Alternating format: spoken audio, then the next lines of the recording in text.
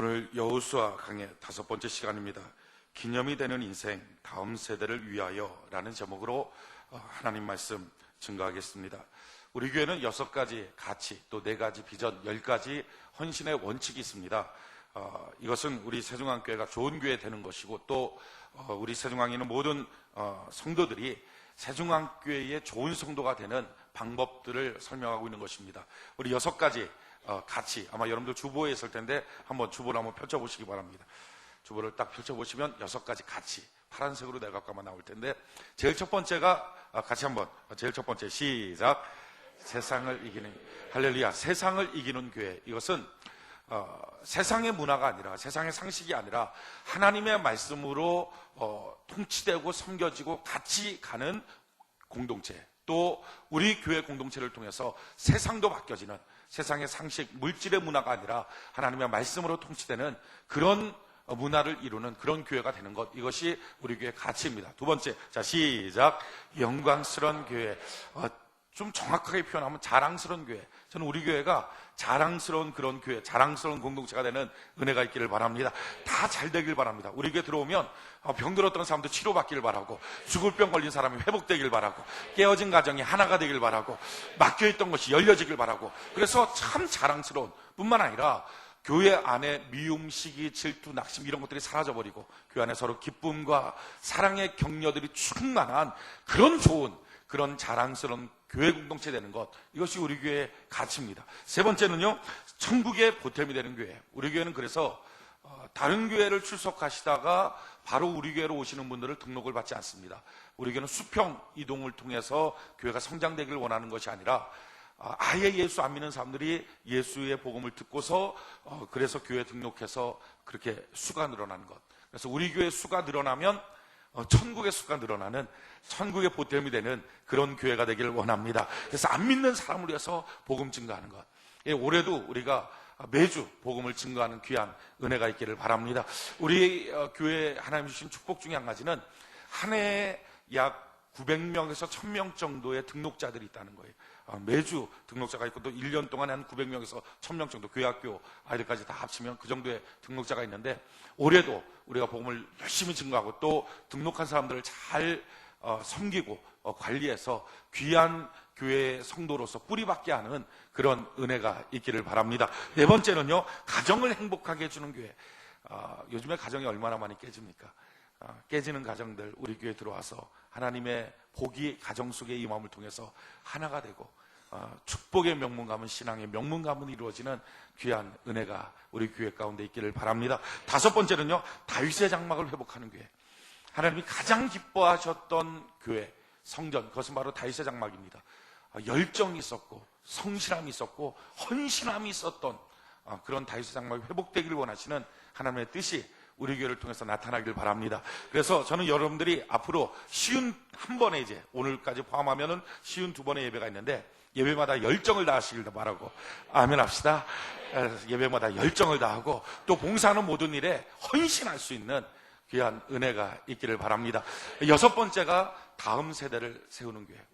우리 다음 세대가, 우리보다 우리의 자녀들이 더 복되고 더 형통해서 민족의 동량이 되고 세계의 일꾼이 되는 그런 귀한 일꾼들을 세우는, 우리 다음 세대가 더 든든하게 만들어주는 그런 교회가 되는 은혜가 있기를 바랍니다. 4가지 비전, 세계 비전, 축복 비전, 사랑 비전, 교회 비전. 우리 교회 모든 일들이 세계적 가치 속에 행하여지길 원하고, 또 복이 되기를 원하고, 사랑이 있기를 원하고, 교회를 통해서 이 모든 것이 나타나는 은혜가 있기를 바랍니다. 10가지 헌신의 원칙들이 있어요. 아시는 분 있습니까? 저를 한번 따라해 보세요. 10가지 헌신의 원칙은요, 제일 첫 번째, 예배의 생명을 걸겠습니다. 한번 시작. 자, 두 번째는 11조의 의무를 다하겠습니다. 세 번째, 기도의 모범을 보이겠습니다. 네 번째, 셀 모임에 참여함으로 교제에 힘쓰겠습니다.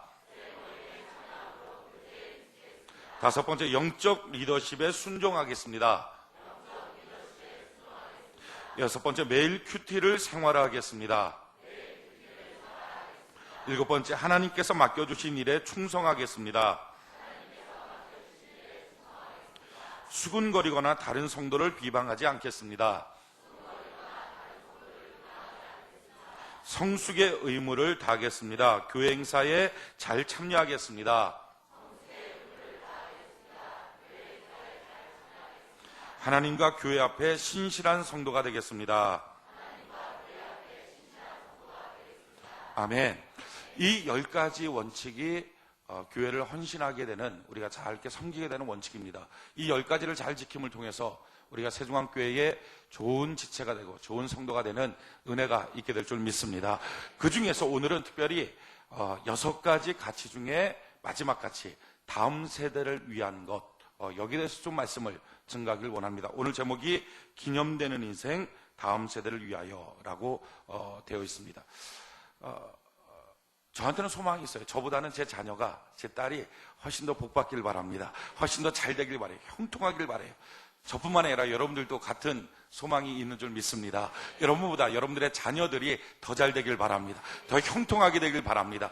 나라의 동량이 되고 세계의 일꾼이 되는 귀한 은혜가 있기를 바랍니다. 하나님이 함께 하셔서 은혜도 넘치고 신앙도 돈독하고 삶도 복되고 모든 일에 형통해지는 은혜가 더 있기를 바랍니다. 그래서 우리보다 우리 다음 세대가, 나보다 내 자녀가 훨씬 더 잘 되는 것, 이것이 우리의 소망이고 꿈입니다. 우리 다음 세대의 복음이 이어지고 신앙이 이어지고 복이 이어지게 하는 것, 이것이 우리의 꿈과 소망입니다. 성경에도 보면 이런 시대의 이어짐들에 대해서 소개하고 있습니다. 특별히 이스라엘 백성들이 430년 종살이 하다가 모세의 인도로 나왔습니다. 해방을 받았는데, 해방받고 나서 가나안 땅에 그들이 완전히 정착하기까지의 시대를 보면 4가지 시기로 구분이 됩니다. 제일 첫 번째 시기가 모세의 시기입니다. 이 모세의 시기의 특징은 많이 좀 울려요. 모세의 시기의 특징은 성막을 짓고 십계명을 받는 것, 이게 바로 모세의 시기의 특징입니다. 그래서 430년 동안 하나님 앞에 어떻게 예배드리고 어떻게 하나님을 섬겨야 될지 몰랐던 그들이 성막을 통해서 어떻게 제사를 드리고 어떻게 섬겨야 되는지, 또 십계명을 통해서 하나님의 백성들이 어떻게 살아야 되는지를 배우는 것, 그 틀을 잡는 것, 이게 바로 모세의 시기입니다. 근데 이런 틀을 잡은 모세의 시기 바로 다음번이 여호수아의 시기입니다. 실질적으로 그 틀에 익숙하게 훈련받은 성도들이 이제는 이스라엘 백성들이 요단강을 건너가고 가나안 성을 정복하고, 그래서 7족속을 몰아내고 실제로 자기들의 땅을 소유하고 복을 누리고 형통을 누렸던 시기, 이게 바로 여호수아의 시기입니다. 그런데 이 여호수아의 시기 바로 다음 시기가 뭐냐? 성경은 장로들의 시기다라고 기록하고 있습니다. 성경이 뭐라고 말하냐면은 여호수아 24장 31절에 이스라엘이 여호수아에 사는 날 동안과 여호수아 뒤에 생존한 장로들, 곧 여호와께서 이스라엘 위하여 행하신 모든 일을 아는 자의 사는 날 동안 여호와를 섬겼더라. 그러니까 이스라엘이 여호수아에 사는 날, 그리고 여호수아 뒤에 생존한 장로들, 그들이 있는 시기까지 여호와 하나님을 잘 섬겼다. 그러니까 장로들의 시기가 있었다. 여호수아 다음에 장로들의 시기가 있었다 하는 걸 알 수 있습니다. 사사기 2장 7절에도 마찬가지인데, 백성이 여호수아에 사는 날 동안과 여호수아 뒤에 생존한 장로들, 곧 여호와께서 이스라엘 위하여 행하신 모든 큰 일을 본 자에 사는 날 동안에 여호와를 섬겼더라. 그러니까 여호수아 다음에는 장로들의 시기가 있었다. 이때까지 하나님을 잘 섬겼다라고 기록합니다.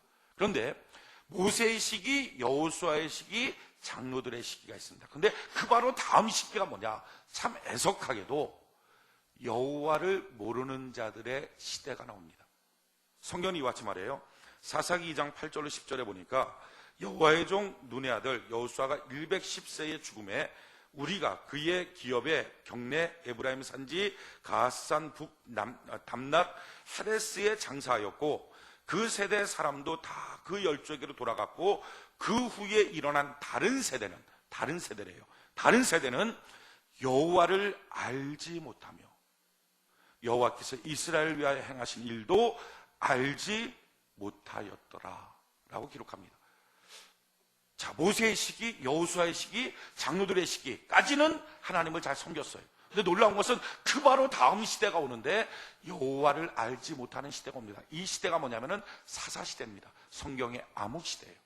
죄가 반복되고 죄가 점점 증폭됐던 시대, 하나님을 알지 못하고 왕이 계신 걸 알지 못했던 시대, 이게 바로 사사시대, 암흑시대, 여호와를 알지 못하는 자들의 시대입니다. 그 바로 다음 시대에 이 여호와를 알지 못하는 자들의 시대가 깨어지면서 사무엘이라고 하는 인물이 등장해서 하나님의 음성을 듣고, 그리고 나서 하나님의 뜻 가운데 다음 세대를 엽니다. 그가 바로 다윗의 시대입니다. 사실은요, 하나님의 뜻은 모세의 시대, 여호수아의 시대, 장로의 시대, 그 다음에 다윗의 시대가 오는 것이 하나님의 뜻이었습니다. 그런데 중간에 사람들의 죄악 때문에 여호와를 알지 못하는 자의 시대가 왔습니다. 왜 그러냐면은 하나님이 모세에게 약속해 주신, 하나님이 이스라엘 백성들이 차지하라고 주신 땅은 지중해에서부터 시작해서 유브라데까지 이르는 땅입니다. 그런데 여호수아와 그 이스라엘 백성들이 들어와서 점령한 땅은 가나안 땅 전체도 아니고 일부입니다. 그러고 나서 그 다음에 그 가나안 땅은 조금씩 더 늘려나가긴 했지만 더 이상 늘어나지 않습니다. 심지어는 사사시대, 여호와를 알지 못하는 자의 시대 때는 완전히 그 땅까지 점령당하고 맙니다. 그러다가 다윗 때에 와서 처음으로 하나님이 약속한 땅 전체를 정복합니다. 우리는 그걸 통해서 원래 하나님의 뜻은 모세에게 약속한 것을 여호수아를 통해서 시작하고 다윗을 통해서 완성시키는 것처럼 모세의 시대, 여호수아 시대, 장로의 시대, 그리고 다윗의 시대, 이렇게 이어지기를 원했으나 사람들의 잘못된 일로 여호와를 알지 못하는 자들의 시대가 들어갔구나 하는 걸 알 수 있습니다. 왜 이런 시대가 생겼을까? 여러분, 이 시기가 긴 것 같습니까? 아닙니다. 모세로부터 시작해서 여호와를 알지 못하는 자의 시대까지가 딱 100년입니다. 쉽게 말하면 100년 전에 홍해가 갈라졌습니다. 60년 전에 요단강이 갈라졌습니다. 여리고성이 무너졌습니다. 만나가 내렸습니다. 태양아 멈춰라, 달아 멈춰라. 천지가 움직이는 것을 멈춰놓고 하늘에서 우박이 쏟아져서 적군을 물리쳤습니다. 그게 60년 전입니다. 근데 60년 전에 그런 어마어마한 기적이 일어났지만 60년 만에 이제는 하나님을 믿지 않습니다. 전혀 하나님을 향한 신앙이 없는 시대가 시작되었습니다. 이게 이스라엘의 비극입니다. 이게 100년 만에 이루어진 사건입니다. 그런데 우리나라도 비슷한 기독교의 역사를 갖고 지금 흘러가고 있습니다. 우리나라 지금 기독교가 들어온 지 한 100년 좀 넘었습니다. 처음에 모세의 시대처럼 우리나라에 처음 기독교가 들어와서 선교사들에 의해서 복음이 증거됐을 때 성전이 동네마다 세워졌어요. 어떻게 하나님을 섬겨야 되는지를 배우기 시작했어요. 그때는 부흥회가 아니고 사경회라는 걸 열었습니다. 그건 뭐냐면은 창세기 1장 1절서부터 쭉 성경을 읽어가는 겁니다. 그럼 읽어가면 아멘입니까? 아멘입니다. 아멘합시다. 아멘합시다. 그래서 아멘하고 한 절 한 절 읽으면서 통곡하고 회개하고, 야, 하나님의 뜻이 이거구나. 그래서 하나님의 뜻을 알아가던 시대, 이게 바로 모세의 시대, 사경의 시대, 처음에 들어와서 복음 있던 시대입니다. 그리고 나서는 1950년대, 60년대서부터 부흥회의 시대가 있었습니다. 우리나라. 그게 바로 여호수아의 시대입니다. 그래서 부흥사 목사님들을 통해서 교회마다 기적이 나타나고 귀신이 떠나가고 질병이 치료받고 문제가 해결되고 성도들이 복을 받고 교회는 급성장하고 부흥하고 그런 시대들이 있었습니다. 조영규 목사님, 저희 아버님, 이런 분들에 의해서 일어났던 부흥운동들, 이것이 우리나라 전체에 큰 역사가 나타났어요. 귀신이 떠나가는 일들이 많았고 또 병이 치료받고 죽는 사람이 살아나기도 하고 하는 기적들을 체험했습니다. 그 바로 다음 세대가 장로들의 시대입니다. 그것이 바로 1980년대에서부터 나타난 시대입니다. 그때부터 교회마다 제자훈련, 성경 공부라고 하는 것들이 번성하기 시작했습니다. 그러면서 그동안은 우리가 하나님을 잘 모르고 어떻게 되는지 모르고 그냥 우리가 막 감정대로 믿었는데 이제는 제대로 믿자, 그리고 우리의 삶 속에서도 제대로 적용시키자 하는 좋은 의미로 제자훈련들이 각 교회마다 시작하고 성경 공부들이 시작했습니다. 근데 문제는 그 다음입니다. 이 제자훈련을 일으켰던, 쉽게 말하면 저 같은 시대까지는 하나님의 역사와 일들을 잘 배워서 알았습니다. 근데 문제는 이 바로 다음 세대들, 지금 교회 학교, 지금 청소년, 이들이 점점점 하나님을 모르는 자들이 되고 있다는 것입니다. 예전에는요, 60년대, 70년대까지만 해도 목사 아들, 장로 아들, 권사 아들, 집사 아들 중에 나 교회 가기 싫어, 나 교회 안 가, 나 예배 드리기 싫어, 나 봉사하기 싫어 하는 사람이 한 명도 없었습니다. 근데 요즘에는요, 목사아들, 장로아들, 권사아들, 집사아들 중에서도 나 교회 가기 싫어, 예배드리기 싫어, 가면 뭐해?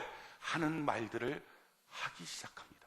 그리고 실질적으로 전도하다 보면 자기 부모, 장로, 권사, 심지어는 목사임에도 불구하고 난 교회 안 다녀, 이런 사람들, 집사임에도 불구하고 난 교회 안 다녀, 이런 사람들이 등장하고 있습니다. 여호와를 모르는 자들의 시대가 도래하고 있습니다. 여러분, 하나님의 뜻은 이런 게 아니라 지금 이 시대, 장로들의 시대 다음에 여호와를 모르는 자들이 아니라 다윗의 시대에 하나님의 뜻을 알아서 하나님의 심정을 갖고 하나님의 뜻대로 살아가는 시대를 일으키기를 원하는 것입니다. 우리 교회가 바로 이와 같은 다음 세대를 세울 수 있는 은혜가 있기를 바랍니다. 지금 전체적인 문화가 교회 교육이 무너지고 자녀들이 엉망이 되고 있어요. 근데 이런 문화대로 가는 게 아니라 하나님 다윗의 시대를 세우는, 하나님 그토록 기뻐하는 그런 자녀들이 등장하는 시대를 우리 교회가 열게 하여 주시옵소서. 그렇다면 왜 모세의 시대, 여호수아의 시대, 장로들의 시대까지는 이런 축복의 복음들이 계속 이어지다가 왜 그 다음 세대에 이어지지 않을까? 우리나라도 처음 들어왔을 때 복음이 들어왔던 그 시대에서부터 1980년대까지는 쭉 복음이 그 다음 세대로 증폭돼서 역사하다가 왜 지금은 시들해질까? 이유가 있습니다. 그것은 모세의 시대에서 여호수아의 시대로 올 때 그냥 자연스럽게 온 게 아닙니다. 끊임없이 모세가 여호수아한테 가르쳤습니다. 귀에 딱정이가 받도록 하나님이 어떤 분인지, 하나님의 역사가 뭔지, 하나님이 얼마나 귀한 분인지를 끊임없이 가르치고, 가르치는 모세는 자기가 기념비적인 인생을 살았습니다. 말하는 것이 진짜 믿어질 만큼 맞다 하는 삶을 살면서 가르쳤습니다. 그런 집중적인 가르침이 있었기에 다음 세대가 복음으로 이어질 수 있었습니다. 우리 성경 한번 봅시다. 그런지 안 그런지 출애굽기 17장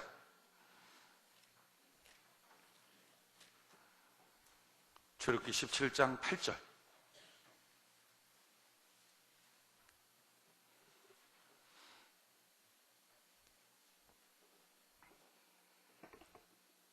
출애굽기 17장 8절. 우리가 이 출애굽기 17장 8절 이하는 참 잘 아는 내용입니다. 아말렉과 이스라엘이 르비딤 골짜기에서 싸울 때입니다. 우리 이럴 때 모세가 손을 올리면 이기고 손을 내리면 졌어요. 그래갖고 계속 손을 올리고 있어야 되니까 피곤하니까 옆에서 아론과 훌이 붙잡아줬습니다. 그래서 결국은 대승을 거두었다는 사건입니다. 그럴 때 여호수아는 나가서 막 전쟁을 했죠. 그런데 이 사건을 그냥 그런 사건이 있고 끝났다, 기도해서 그냥 이겼다라고 끝났다, 그게 아니었어요. 이 한 가지 사건들을 갖고서 얼마나 집중적으로 모세가 여호수아를 가리켰는지 모릅니다. 오늘 17장 14절 같이 한번 한 목소리 한번 읽어봅시다. 17장 14절 한 목소리 시작. 여호와께서 모세에게 이르시되 이것을 책에 기록하여 기념하게 하고 여호수아의 귀에 외워 들리라. 내가 아말렉을 도말하여 천하에서 기억함이 없게 하리라. 아멘. 여러분, 여호수아가 그냥 여호수아가 된 줄 아십니까?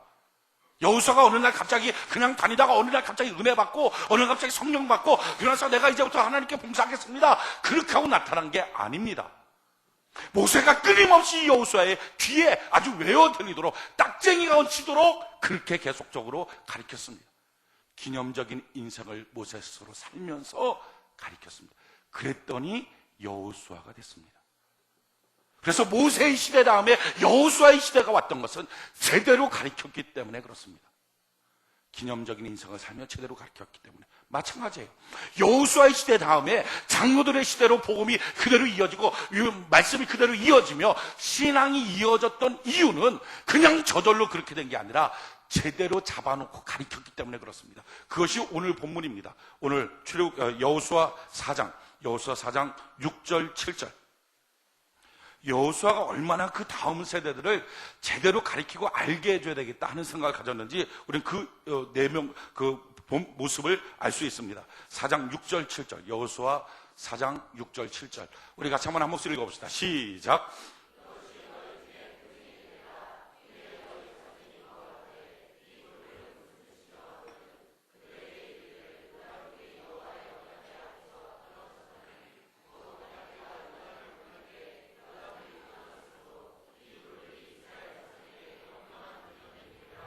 아멘. 다음 세대를 위해서 기념이 되게 만들고 가르쳐 주기를 원했던 여호수아. 그래서 여호수아와 그 다음 세대인 장로들의 시대에는 하나님을 믿었습니다. 문제는 장로들의 시대에는 그 다음 세대를 가르치질 않았어요. 성경에 가르쳤다는 내용이 없습니다. 아마도 이렇게 생각했을 거예요. 자기들이 알아서 선택하죠. 자기들 알아서 어느 때가 되면 믿겠죠. 뭘 강제로 자꾸 한다고 되겠어요? 자녀 교육 그렇게 강제로 한다고 되겠어요? 알아서 때가 되면 잘 믿을 거예요. 알아서 때가 되면 은혜 받을 거예요.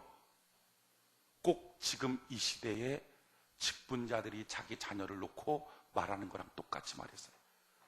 그랬더니 때가 됐더니 믿은 게 아니라 때가 됐더니 교회를 떠나고 때가 됐더니 지옥 가버리고 말았어요. 끊임없이 마귀가 다음 세대 자녀들을 놓고 어찌하든지 지옥 보내려고 공격을 하는데 부모들은 거기에 대항할 생각이 없어졌어요. 언젠가 믿지 않겠어요? 내가 잘 믿고 있는데 언젠가 자녀들을 은혜 받지 않겠어요? 내가 그를 위해서 기도하고 있는데. 그리고 정말 제대로 데려다 놓고 너 교회 나와야 돼. 너 예배 드려야 돼. 너 온전히 하나님께 서 있어야 돼. 하나님이 우리에게 베푸신 은혜가 뭔지를 알아. 하고 귀에 못이 박히도록 가리킬 생각도 안 하고, 뿐만 아니라 이런 가리킴이 설사 있어도 부모들 자체가 자녀들이 봤을 때 기념비 같은 인생을 안 살아요. 교회 갔을 때는 박수치고 찬양하고 기도하는지 모르지만 집에 왔을 때는 자기가 봐도 불신앙의 삶과 똑같은 삶을 살아요. 교회 갔을 때는 성도들하고 웃고 인사하지만 집에 왔을 때는 그 성도들을 비방하고 수군거리고 욕하는 것이 자녀의 귓가에도 들려요. 기념비 같은 인생을 안 사는데 어떻게 그 부모를 믿고 신앙을 따라갈 수 있겠어요? 여호와를 모르는 다음 세대가 나왔던 것처럼 지금 이 시대도 그렇게 되고 있다는 것입니다. 여러분들의 자녀는 어느 날 갑자기 은혜 받고 제대로 쓰지 않습니다. 방치하면 방치할수록, 부모가 온전히 서 있지 않으면 서 있지 않을수록 결국은 영원히 돌이킬 수 없는 지옥의 길을 향하여 달려갈 수밖에 없습니다. 어떻게 우리 다음 세대를 반듯하게 다시 세울까? 어떻게 우리 다음 세대를 복받는 세대로 우리가 만들어 갈 수 있을까? 오늘 그 원리들을 가리키고 있는 것이 오늘 본문의 내용입니다. 여러분, 어떻게 하면 우리가 다음 세대를 잘 세울 수 있습니까? 오늘 성경은요, 두 가지를 우리에게 간단하게 가르쳐주고 있어요. 우리가 참 기념비 같은 인생을 살아야 되는데, 기념이 되고 그것을 통해서 우리 자녀를 잘 가리킴으로 우리 다음 세대를 세워야 되는데, 우리가 어떤 삶을 살아야 될 것인가? 가장 중요한 것은요, 깔린 돌 같은 인생을 살라 하는 거예요. 4장 3절, 여호수아 4장 3절. 여호수아 4장 3절, 우리 같이 한번 한 목소리, 여호수아 4장 3절 한 목소리 한번 읽어봅시다. 시작.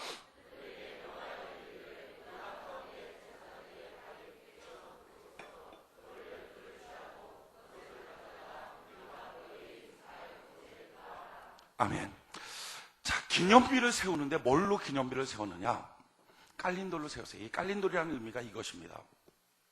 지금 제사장들이 법궤를 짊어졌어요. 그러고서 먼저 요단강으로 들어갔어요. 요단강이 갈라진 게 아니라 그들의 발이 물에 잠겼어요. 저거 잠겼어요. 근데 그 물이 얼마나 셉니까? 시속 지금 16km로 휙휙 흐르고 있는 물이에요. 그 발이 들어갈 때 막 휙휙 물살에 몸이 휘청청 그렇겠죠. 그러다가 서 있을 수 있는 공간을 찾아봤어요. 근데 참 놀랍게도 바닥에 돌이 있는 거예요. 돌 12개가. 한 사람이 이렇게 각각 설 수 있을 만큼의 조그마한 바위 같은 것들이 있는 거예요. 너무 감사해서 그 바위 위에 섰어요. 만약 그 바닥이 모래역 같으면 그냥 물살이 확확 지나가면 아마 모래 속에 휘말려 갖고 쓰러지고, 그럼 쓰러지고 나면 벗게 넘어지고 막 엉망진창 됐겠죠. 근데 쓰러지지 않도록 그 바위가 밑에 있었어요. 그 깔린 그 제사장들의 발에 딱 이렇게 서 있을 수 있도록 지지할 수 있는 돌들이 12개가 있었어요. 거기에 딱 서 있을 수 있었어요. 그게 깔린 돌이에요. 그러고 나서 딱 거기 서 있으니까 마침내 요단강 물이 딱 우뚝 쓰고 4m 정도 되는 강물이 쓰고, 그러고 나서는 이스라엘 백성들이 그 마른 땅 옆을 향하여 건너가기 시작했어요.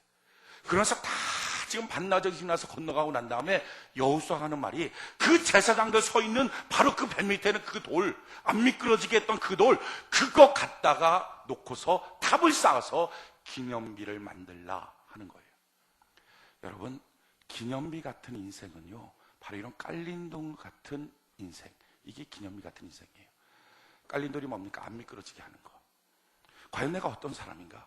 다른 사람의 신앙을 실족시키는 사람인가? 미끄러뜨리는 사람인가?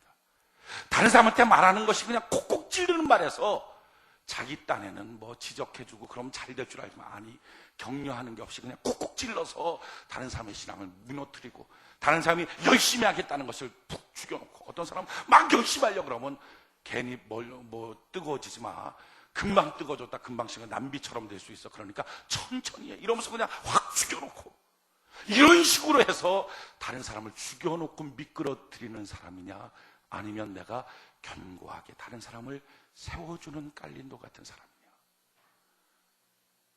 깔린 돌 같은 사람으로 살 때 내 자녀들을 하나님이 복받는 신앙의 다음 세대로 세워주더라 하는 것입니다. 참 놀라운 것은요, 여기서 우리는 한 가지 신앙의 기가 막힌 원칙을 발견합니다. 내가 내 옆에 있는 사람을 어떻게 대하느냐, 그게 곧 내 자녀를 대하는 것과 똑같다는 거예요. 사람들은요, 자녀 교육이라 그러면 자녀 앞에서 어떻게 그 자녀한테 잘해줄까? 옆에 사람, 뭐 위에 사람, 뭐 심지어 자기 부모한테도 못하고 자기 형제 자매한테도 못하고 교회에 와서 성도들한테도 엉망진창이면서 어떻게든지 자기 자녀 그냥 무상일해서 그거한테 잘하려고. 그러면 자녀가 잘 될 줄 압니다. 여러분, 자녀는 부모의 앞모습을 보고 자라는 게 아니라 부모의 뒷모습을 보고 자랍니다. 부모가 안 보여주려고 하는 거, 그거 보고 자라는 거예요. 다른 사람한테 부정적으로 하고, 다른 사람한테 함부로 하고, 그를 미끄러뜨리고, 그를 실족시키고, 이런 일들을 하는 것을 하나님이 모르겠습니까? 아니, 자기 자녀가 모를 것 같습니까? 이거가 30배, 60배, 100배로 자녀한테 돌아가는 거예요. 그러니까 완전히 자기 신앙 무너지는 거예요. 또 한 가지, 무엇이 기념비 같은 인생인가? 오늘 4장 16절, 17절, 18절, 여호수아 4장 16, 17, 18, 16, 17, 18, 같이 한 목소리 시작.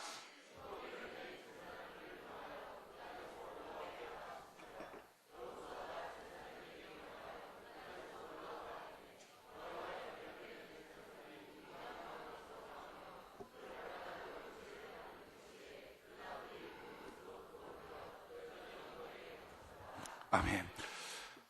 기념비 같은 인생, 다음 세대 자녀들에게 참, 그래, 우리 부모같이 믿음 생활해야지 하고 그 부모가 하는 말들이 가슴속에 아롱지어서 그대로 신앙생활하게 만드는 그런 기념비 같은 인생이 누굽니까? 용기를 전염시켜주는 사람이에요. 지금 한 3m, 4m 높이로 물벽이 지금 요단강에 쌓여 있는 겁니다. 거기에 제사장들이 딱 법궤를 짊어지고 서 있어요. 그 옆에 지금 이스라엘 백성들이 그걸 건너갑니다. 반나절 동안 약 200만 명이 건너가야 되니까 건너가고 있어요. 건너가는 이스라엘 백성들이 그 물벽을 보면 겁이 나요. 와, 저기 한번 휩쓸리면 우린 한순간에 그냥 수장되고 다 죽는구나. 그러면서 자꾸 떠오를 거예요. 어저께 죄지었던 거, 그저께 죄지었던 거 막 떠오를 거예요. 그러면서 불안하다, 건너갈 수 없다. 그럼에도 불구하고 건너갈 수 있는 것은 지금 법궤를 짊어지고 있는 제사장들이 거기 서 있는 거예요. 나를 봤을 때는 물이 쏟아질 것 같지만 설마 법궤를 짊어지고 있는 제사장이 저기 있는데 하나님이 저들을 나랑 같이 한꺼번에 죽일까? 안 그럴 거야. 저들을 봤을 때 내가 건너갈 수 있어. 제사장들을 보면서 사람들은 용기를 얻었어요. 용기를 전염시키는 사람, 이런 제사장 같은 사람이 될 때 다음 사람들이 세워지고 기념비 같은 인생이 되기 시작해요. 여러분들은 다른 사람한테 용기를 주는 사람입니까? 아니면 다른 사람을 부정적으로 말하고 무너뜨리는 사람입니까? 저는요, 지금까지 목회를 하면서 깨닫게 되는 것은 저희 부모님 세대서부터, 저는 태어날 때부터 저희 아버지가 목사님이었잖아요. 그러니까 45년이 훨씬 넘도록 지금까지 교회 생활을 본 거예요. 그러니까 쉽게 말하면 한 2번의 세대를 봤어요. 처음 예수 믿고 그 자녀들은 태어나서 어떻게 자라오는지까지를 쭉 봤어요. 그런데 그걸 보면서 깨닫게 되는 것은요, 다른 사람 욕하고 시비 걸고 비방하고, 교회에서도 꼭 그런 사람들이 있어요. 이렇게 늙어지면 얼굴부터가 벌써 그 사람은 이렇게 심수보가 더덕더덕 붙은같이 생긴 사람들이 있어요. 아주 막 다른 사람 괴롭히고 신앙적으로 무너뜨리고 가서 툭 말 한마디 하는 것도 그냥 신앙적으로 무너뜨리고, 뭐 하자 그러면 삐죽빼죽거리고, 그런 사람 치고 자녀가 교회에 잘 다니는 사람을 본 적이 없어요. 단 한 명도 없어요. 신앙생활 열심히 하고 다른 사람 격려해주고 축복해주고 긍정적이고 언제든지 적극적이고 순종하고 이런 사람들의 자녀들이 신앙에서 떠나는 사람들을 또한 본 적도 없어요. 아주 원칙이에요, 원칙. 저는 깨닫게 됩니다. 내가 다른 사람한테 하는 그게 내 자녀에게 그대로 교육이구나. 그게 30배, 60배, 100배의 교육이다 하는 걸 깨닫게 됩니다.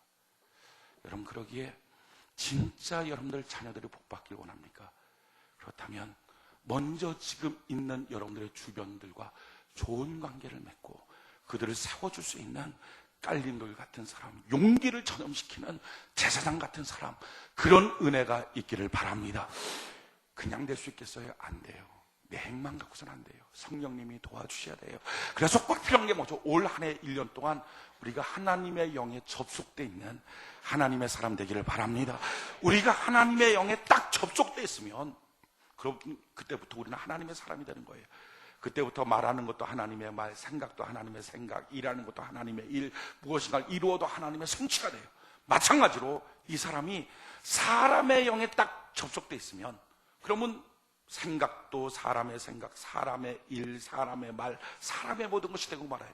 마찬가지로 마귀의 영에 딱 접속되어 있다. 그러면 똑같은 사람인데도 마귀의 일, 마귀의 말, 마귀의 생각, 마귀의 성취 이런 것들밖에 나타나지 않아요. 중요한 것은 내가 하나님의 영에 사로잡히는 것. 그럼 하나님의 영에 사로잡혔다 하는 말이 뭡니까? 성경이 이렇게 말하고 있어요. 요한복음 6장 63절에 내가 내게 이른 말이 영이요 생명이라. 하나님의 말씀에 접붙어 있는 사람. 그래서 저는 여러분들이 예배에 생명을 걸길 바라고 날마다 큐티 생활하길 바라고 하나님의 말씀에 접속되는 사람, 하나님의 말씀에 사로잡혀 있는 사람. 복 있는 사람이 누구예요? 악인의 길, 죄인의 길, 오만한 자리에 서지 않고 오직 여호와 율법에 그대로 묵상하며 하나님의 말씀에 접속되어 있는 사람. 그 사람이 바로 복 있는 사람이고 복을 이어주는 능력의 사람이 될 줄로 믿습니다. 그러니까 하나님의 말씀에 항상 접해 있는 것. 가장 중요한 것은 이겁니다. 1년 365일 살 때 여러분 기억하십시오. 나 혼자 사는 게 아니라 내 자녀랑 같이 살고 있어요. 나 혼자 사는 게 아니라 결혼하지 않은 청소년들도 마찬가지예요. 지금 여러분들 유전자 안에는 그 다음 세대가 이어질 수 있는 세포를 갖고 살고 있어요. 그게 그 자녀에게 그대로 마침내 어느 날 이어지고 말 거예요. 나 혼자 사는 게 아니라 내 다음 세대들과 같이 살고 있어요. 정말 그들이 복을 받고 형통하게 되기를 원한다면 시간의 교집합을 잘 하십시오. 시간의 교집합, 우리가 교집합이라는 걸 알고 있어요. 교집합이 뭐죠? 나라는 게 있어요. 또 그라는 게 있어요. 근데 나랑 그 사람, 이게 딱 같이 이렇게 맞물려 있는 부분을 교집합이라고 그러죠. 이 동그라미 이렇게 딱 이렇게 맞물려 있는 부분을 교집합이라고 그래요. 우리가 마찬가지예요. 우리는 나 혼자 시간을 보내는 게 아니라 시간의 교집합들이 있어요. 나 혼자 있는 게 아니라 어떤 시간은 남편이랑 같이 있는 시간, 자녀랑 같이 있는 시간, 지금은 목사와 성도들이 예배 시간에서 같이 있는 이 시간. 이게 지금 시간의 교집합들이에요. 이때 내가 기념비 같은 인생을 살고 무슨 말을 하고 어떤 격려를 하고 어떤 축복을 주고 어떤 인생을 살고 있느냐, 이게 결국 내 자녀의 운명을 결정하고 말아요. 남편하고 만날 때마다 싸우는데 자녀가 신앙으로 크겠습니까? 자녀와의 시간의 교집합이 맨날 말해도 엄마의 말, 아버지의 말은 존경할 만한 것이 단 하나도 없는데 그럴 때 자녀가 제대로 크겠습니까? 돈만 주면 큽니까? 학원만 보내면 공부합니까? 아니, 공부해서 영성과 이성이 안 되는데, 감성이 안 되는데 공부시켜서 뭐 할 겁니까? 성도 간의 교집합이 안 되는데, 하나님과의 말씀의 교집합이 엉망인데 무엇인들 되겠어요? 여러분, 1년 365일 참 멋진 교집합을 이루어가는 은혜가 있기를 바랍니다. 그래서 이 신앙생활 할 때 제일 중요한 게 시간의 교집합을 잘하는 거예요. 누군가를 만나면 그 사람 만나보나 맨날 욕만 하고 투덜투덜 하루 종일 불평불만 부정적인 얘기, 그런 사람 만나지 말아요. 시간의 교집합 하지 말아요. 또한 만약에 내가 그런 사람이라면 그렇게 하면 안 돼요. 그러면 그것 자체가 내 자녀를 망치고 마는 거예요. 내가 시간의 교집합 잘하는 거, 또 어떤 사람이랑 만날 때 잘 준비한 모습, 준비한 영성으로 만나는 거. 오늘 셀 모임 가질 때 그냥 셀 모임 갖고 그냥 툭 가서 밥이나 한 끼 먹고 자, 그게 아니라 그 모임 때 내가 무슨 말을 해서 사랑하고 격려할까, 이걸 묵상하고 이걸 생각하고 가는 사람, 그게 곧 내 자녀의 교육의 100배예요. 그게 올 한 해 우리에게 놓여져 있는 다른 시간의 교집합들을 잘 하는 것, 그럴 때 참 놀라운 다음 세대가 기념비 같은 인생으로 멋지게 세워지게 될 줄로 믿습니다. 여러분, 그러기에 지금 여러분들에게 주어진 인간관계들의 사랑과 선행을 잘 격려하십시오. 오늘날 자기가 맺고 있는 인간관계 엉망진창이에요. 심지어는 자기 부모하고도 엉망인데 자기 자녀한테만 잘해요. 되겠습니까? 자녀가 모를 것 같아요. 우리 그런 얘기 잘 알죠? 고려장 얘기. 고려장 할 때 자기 아버지 이제 고려장 하니까 그 지게에다 메고서 갔다 오니까 자식이 그 메고 쫓아오더라는 거잖아요. 너 그 왜 쫓아오냐? 그거 갖다 버리고 와야지, 지게. 그랬더니 아버지도 늙으면 갔다가 이 지게로 갖다 주려고요. 그때부터 고려장이 없어졌다 그러죠. 모를 것 같습니까?